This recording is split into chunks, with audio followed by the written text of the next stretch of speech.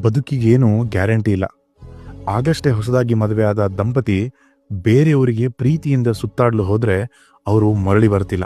ಭಯೋತ್ಪಾದಕರು ಅವರವರ ಪ್ರೀತಿ ಪಾತ್ರರ ಮುಂದೆ ಗುಂಡಿಟ್ಟು ಕೊಲ್ಲಿದ್ರು.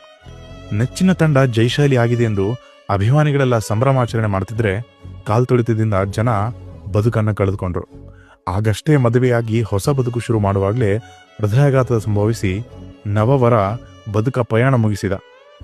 ಕನಸಿನ ವಿಮಾನದಲ್ಲಿ ಸಂಚರಿಸಿ ಆಕಾಶದಿಂದ ಭೂಮಿಯ ನೋಡಲು ಕಾತುರದಿಂದ ಕಾದ ಮುಗ್ಧ ಜೀವಿಗಳು ಸುಟ್ಟು ಕರಕಲಾದವು. ತಮ್ಮ ಹಾಸ್ಟೆಲ್ನಲ್ಲಿ ಸ್ನೇಹಿತರೊಟ್ಟಿಗೆ ಖುಷಿಯಿಂದ ಊಟ ಮಾಡುವಾಗ ಯಾವುದೋ ವಿಮಾನ ಬಂದು ಅಪ್ಪಳಿಸಿ ಅವರ ಬದುಕಿನ ಕೊನೆಯ ಊಟ ಮಾಡಿತ್ತು.